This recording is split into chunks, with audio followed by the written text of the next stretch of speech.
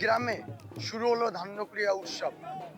পর্যটকদের কাছে বাড়তি পাওনা এই উত্তর ২৪ পরগনার বসিরহাট ২ নম্বর ব্লকের ধান্যক্রিয়া, যেখানে একাধিক প্রাচীন জমিদার বাড়ি রয়েছে, শাহু গাইন বল্লভ বাড়ি, যেখানে প্রাচীন ঐতিহ্য বহন করে রয়েছে। আর তার দেওয়ালে সেই রূপকথা একাধিক যেমন ছবির শুটিং হয়েছিল, অন্যদিকে এই প্রাচীন ঐতিহ্য সংস্কৃতি আজও বহন করে রয়েছে ধান্যক্রিয়া। রাজ্য সরকার ইতিমধ্যে হেরিটেজ গ্রাম হিসেবে স্বীকৃতি দিয়েছে, আর তারই চতুর্থ বর্ষে ধান্যক্রিয়া উৎসব আজকে বর্ণাঢ্য শোভাযাত্রার মধ্যে শুরু হলো। হালকা আনন্দ, সপরিবারে এসে একটু বাদাম খাওয়া, জিলিপি খাওয়া, গরম পাঁপড় খাওয়া, যেটা গ্রাম বাংলার মধ্যে আগে ছিল, সেটা তখন হারিয়ে যেতে বসেছে। সেগুলো তারা উপভোগ করে এবং এখানে বিভিন্ন অনুষ্ঠান হয়। ভালো ভালো শিল্পীদেরও আমরা নিয়ে আসি।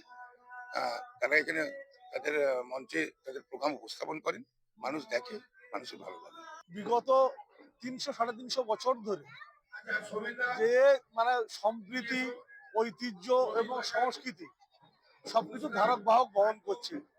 এবং এই জায়গায় দাঁড়িয়ে ধান্যকুড়িয়া পঞ্চায়েতের অধীনে যদি আমরা বিভিন্ন সময়ে এখানকার গাইন বল্লভ সাঁও এদের সংস্কৃতি বা এদের কালচার, এদের ঐতিহ্য, এদের ভাবধারা যদি আমরা দেখে থাকি, তাহলে এটা অনেক প্রাচীন ঐতিহ্য।